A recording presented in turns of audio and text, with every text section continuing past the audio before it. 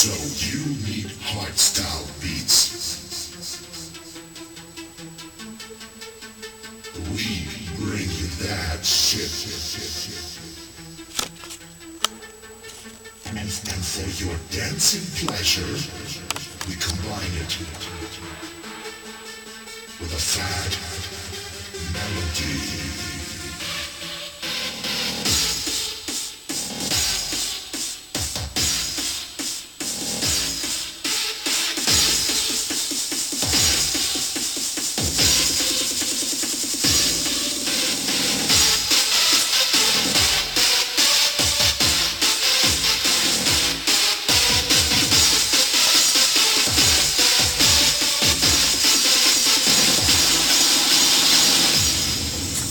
Start the sequence.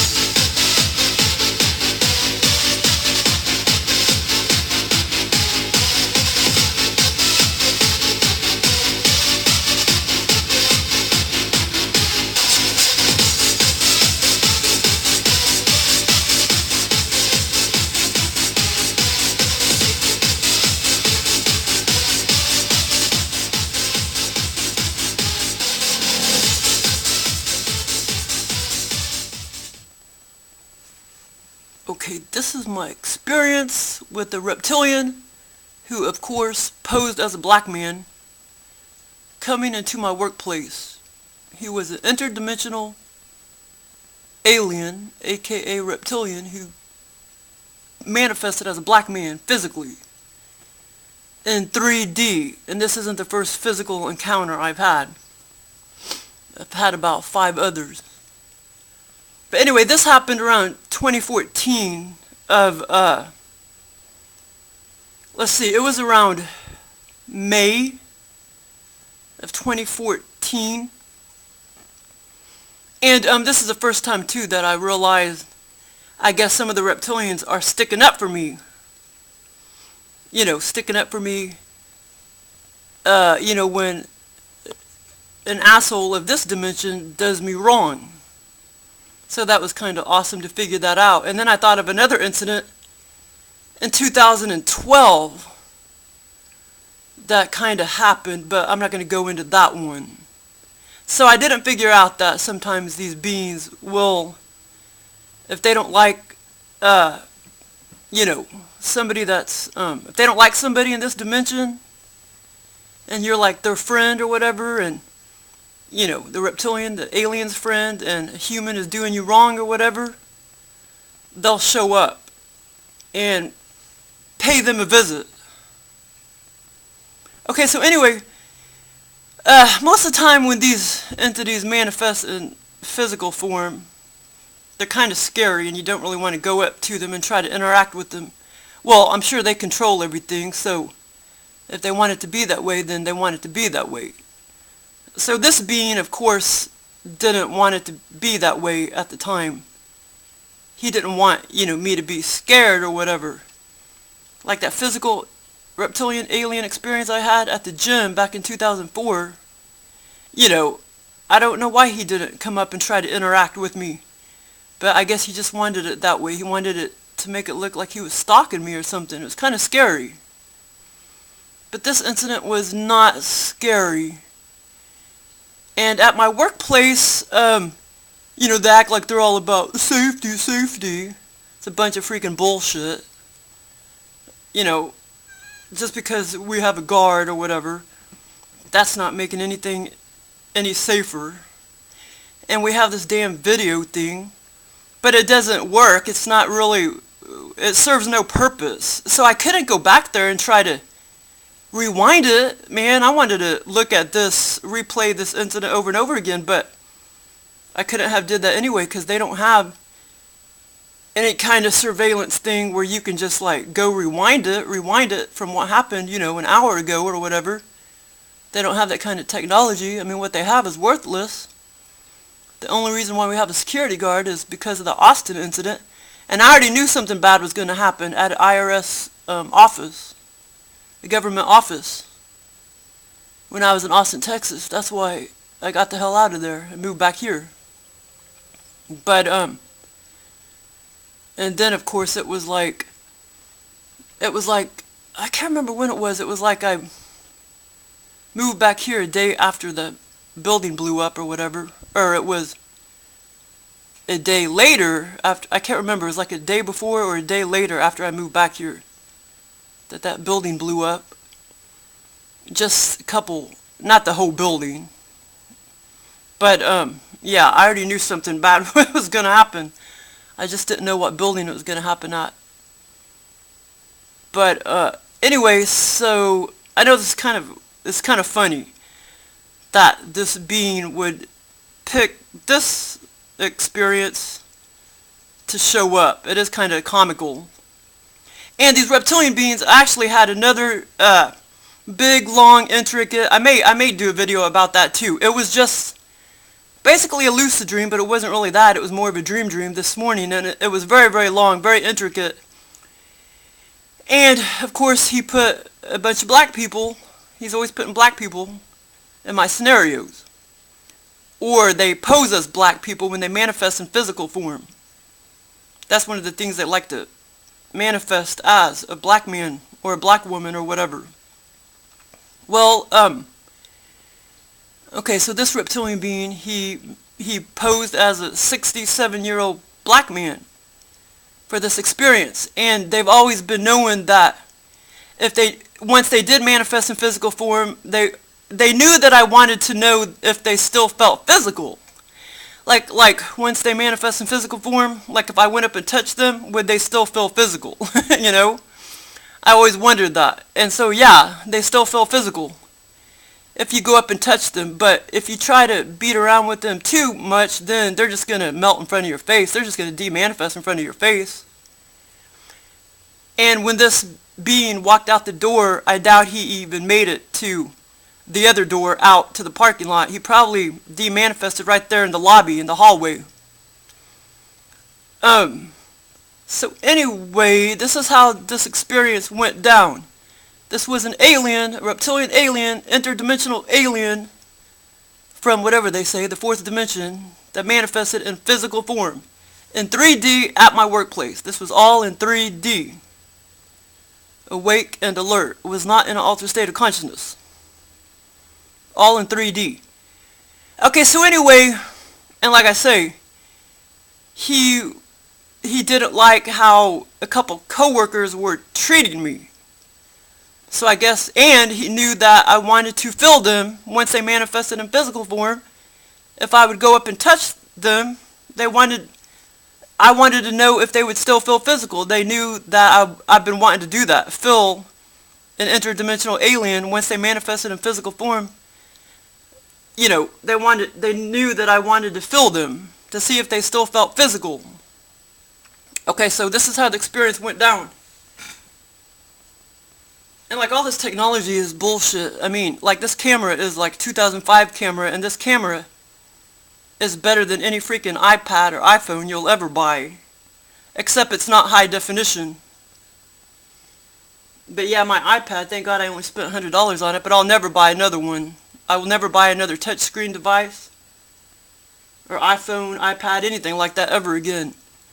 But, so yeah, I'm going to cancel my Wi-Fi tomorrow and then take that cord back. It was like a $24 cord, but I'm going to take that back and then I will just buy another digital camera. But it'll be a high definition digital camera. But yeah, I don't know what the deal is with it. It was working fine, and then all of a sudden the camera wouldn't work and the video wouldn't work, but there's a million other things going wrong too. It's acting totally crazy. The stupid iPad. But, so I had to go back to this camera that I bought in 2005. Okay, so anyway, this is how the experience went down. The guard that I work with, the guard and my coworker who has blonde hair. I don't know if you could see her. Let's see. I don't know. Is this showing everything? I guess it is. Over here, my coworker has blonde hair and she was working the front and I was working in the back, of course. I always work in the back. And the guard and her, she was working in the front to take care of the customers. And they were giving me a hard time about the first aid kit because it expired like in 1985.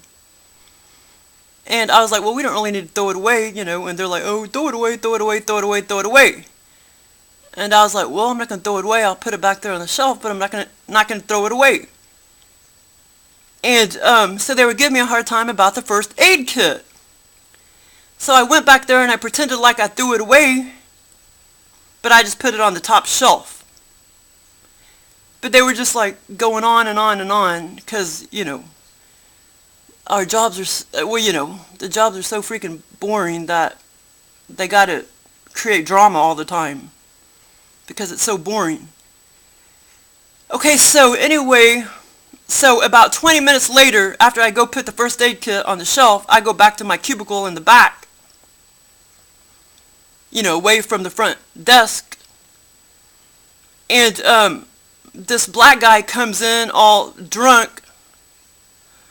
I mean, just totally up to, you know, the first desk person. This black dude just came in off the street, into the door, up to the front desk, to the lady, I'm not going to mention her name, to the lady that works at the front desk. She already retired about 3 months ago. And this was after they already gave me a hard time about the first aid kit. This black man shows up 20 minutes later. And he acted drunk. He talked drunk. He walked drunk. He had a dirty white t-shirt on. He acted real hyper and drunk. And his neck was all crooked. He had a crooked jaw and, you know, it was kind of odd. And even his chest didn't look right. His chest was kind of humped out.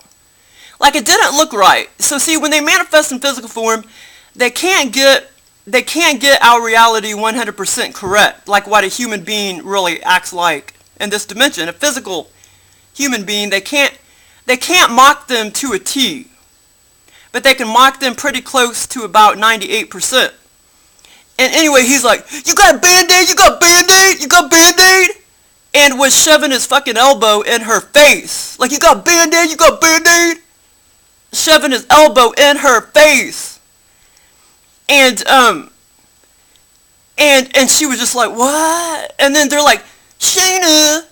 I'm like, what? And they're like, we need the first aid kit. And so, I mean, this was some kind of fucked up. But this is the most awesome experience. Because they don't do this very often. They don't come in physical form very often. And, so, anyway, his elbow, to me, it looked like, it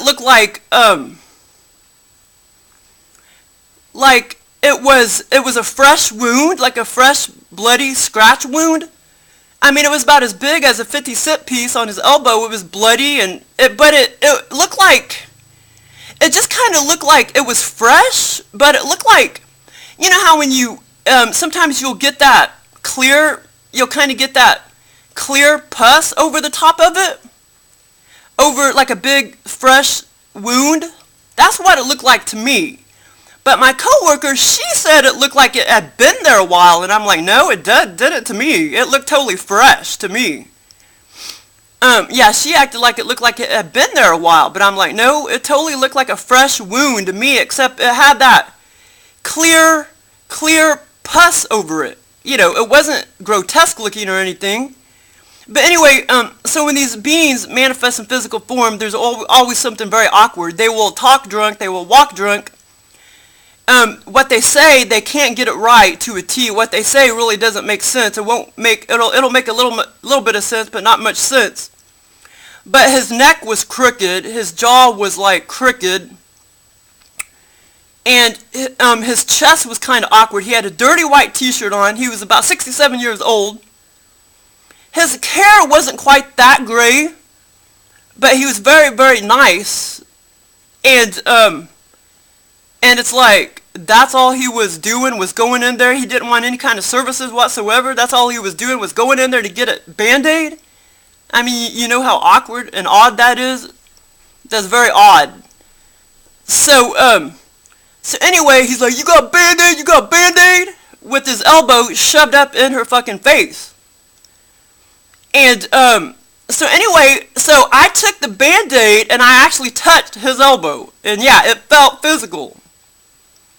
I touched his elbow. It felt physical. I didn't really have a Band-Aid, but we had that white tape. I just used regular tape and put some white tape over it. And I can't remember if my coworker felt his body or not, but I did. I felt his elbow. And I looked down at his arm, his forearm, his elbow down to it was his other arm. His other arm, I looked down, the hand up to the elbow, and it was burnt, but it almost looked like rubbery kind of burnt.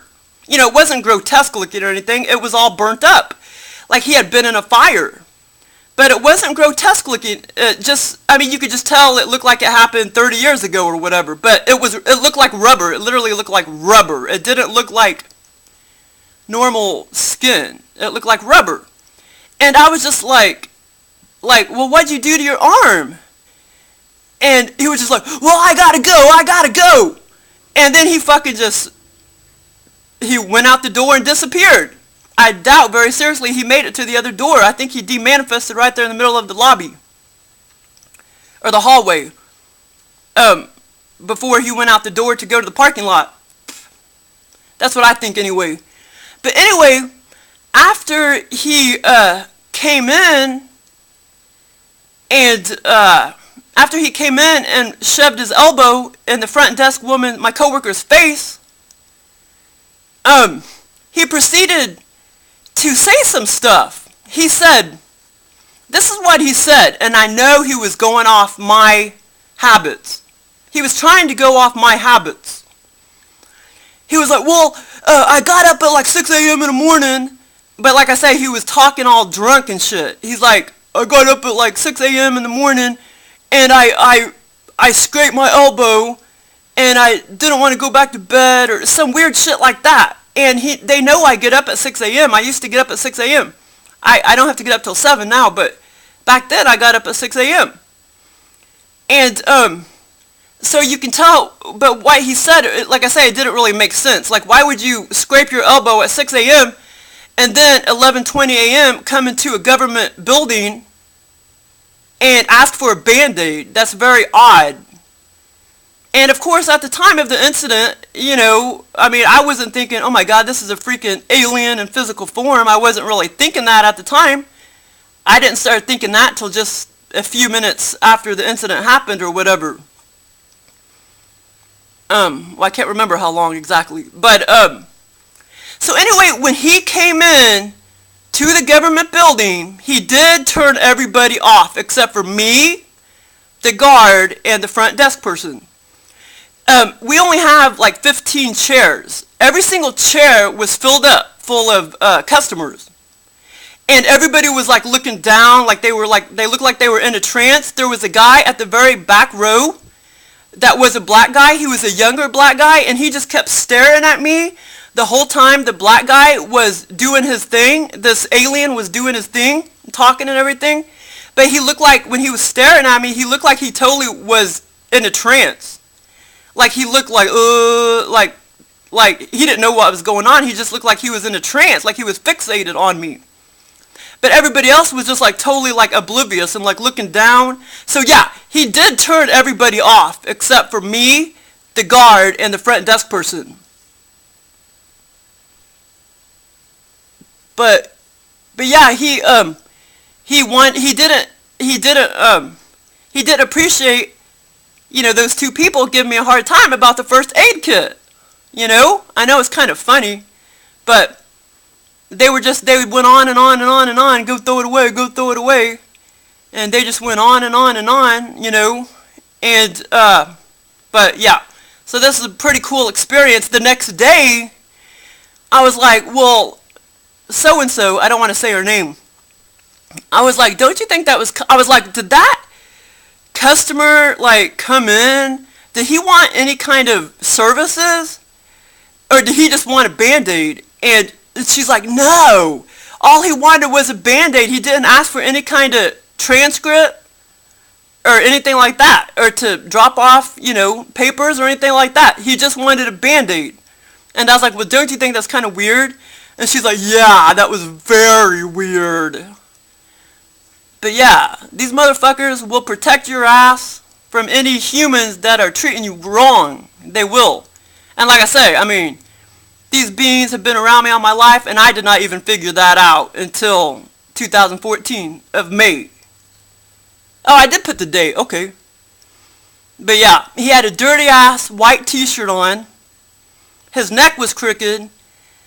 They also walk like zombies sometimes. If they manifest in physical form, they'll walk like a zombie or drunk. And they'll talk drunk. And I also have this other person that can confirm all that, because she was a reptilian as well in human form.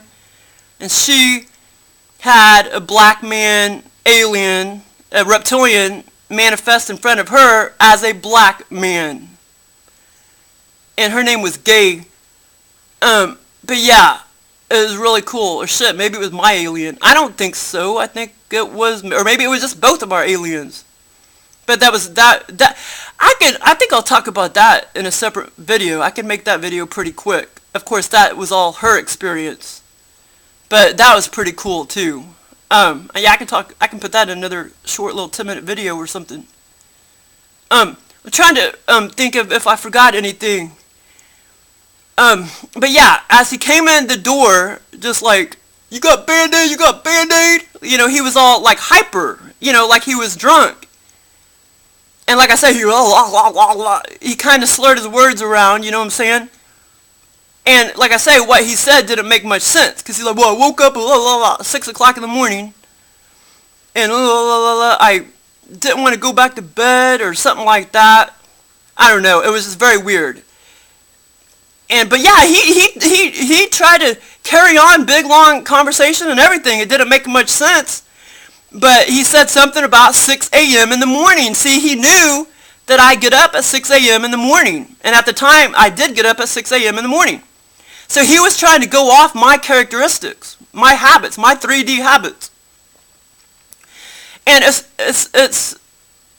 really weird that, I mean, it really blows your mind how, but, you know, how these aliens, they can manifest in physical form, but you're always thinking, how the hell do they do it? But if you think about it, I guess it's not that weird, because look, like we're in 3D, right? We're physical human beings, hybrid beings or whatever, and I go out of body all the time and go to these other dimensions. So why can't that be in reverse? If I go out of body all the time, which I do, and go to these other dimensions they create for me, I'm non-physical. So why can't it happen in the reverse, you know? So if it can happen that way, it can happen in the reverse. You know, these greys can manifest in physical form, the reptilians can.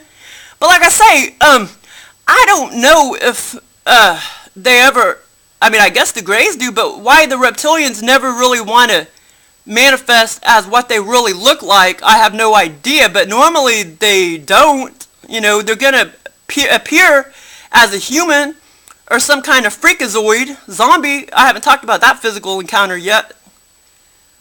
But yeah, but like I say, when I looked at his arm, like I say, it wasn't this grotesque, it wasn't that grotesque. It just looked like normal burnt, like he had been in a fire, his forearm, and it looked like it, you know, had been there 20 years or whatever, like it had been that way, all scarred up or whatever. But when I looked down at it, it literally looked like rubber. It didn't really look like, you know, it looked like rubber. And like I say, his chest was kind of awkward. It was kind of humped out, his chest. And his neck and jaw was crooked. And he talked drunk, he walked drunk, he acted hyper drunk. And then, of course, when I was like, well, what did you do to your elbow? I mean, what did you do to your forearm? I mean, I didn't say it like that. I was like, well, what'd you do to your arm? I looked down and I was just trying to be nice. Like, what'd you do to your arm? Then he was just like, well, I gotta go. And because he knew he couldn't keep that form very much longer, so he had to hurry up and get the hell out of there. So yeah, it was very anomalous. Well, actually it wasn't, because I know who it was. It was a reptilian in physical form. But yeah, I mean, and it's amazing too. I mean, if they want to act completely human, they can. If they want to act like a zombie, they'll act like a zombie. If they want to act like something else, they'll act like something else. But that being, that physical being, and I can put a link to that video in here, that physical being that came to me at the gym, he did not act human at all. He acted like a fourth dimensional reptilian. He appeared as human. He did not cover his energy or anything. He acted like a complete fourth dimensional reptilian. So yeah, it's freaking amazing what they can do. And there's a movie called Storm of the Century. And yeah, that's all about a reptilian manifesting here as human in physical form. Yeah, it's very interesting. But anyway, I'm trying to think real quick if I forgot anything. I don't think I did. But anyway, yeah, I mean, they sat there and gave me a hard time for probably at least, a good 45 minutes, maybe, about the stupid first aid kit. Yeah, it was probably like 10:30. They started at me about the stupid first aid kit, and then it was like, off and on, and then it was like 11:20. He came barging through the door with his elbow in her freaking face. I mean, literally going up to her, pointing his elbow in her face. You got a Band-Aid? You got a Band-Aid? I mean, it's freaking cool, man. Okay, well, if I forget to mention anything, I don't think I did. Okay, I told you about how he turned everybody off, and we happened to have every single seat filled up. And we only have 15 seats in there, and every single seat was filled up, full of customers. Okay, I didn't forget that. And I'm trying to think. Well, if I forget anything else, I'll write it down in the description, but I don't think I forgot anything. So yeah, and there's people that, I mean, they're having these, I'm sorry, but the whole world, man, they're being, tampered with, so to speak. Everybody has these kind of encounters. They just will never, they just don't wake up and pay attention. Everybody has anomalous encounters like this. They just don't ever become aware of it. You know what I'm saying? Something has to trigger them to, or once they become attuned to their beings and everything, then something still has to trigger their brain. Oh yeah, this happened back here when I was 2 years old, when I was 10 years old, when I was 15 years old, when I was 20 years old. Something has to, wake them up to begin with, to realize they're being tampered with. But the whole world is being tampered with. The whole world isn't being physically sucked up out of bed and abducted. But yeah, they're tampering with you in some way, shape, or form, and they're abducting you, either physically or astrally on some occasions. But yeah, I don't believe they're physically abducting everybody, but they are at least tampering with everybody at their bedside, or, taking you on astral trips. And besides, I believe that they pretty much own your brain anyway. They create all your dreams for you, I have no doubt. Every single dream, every single lucid dream, every single remote view, every single out-of-body experience, every single virtual reality experience, and every single dream and every single lucid dream they create for you. Okay, well, thanks for listening.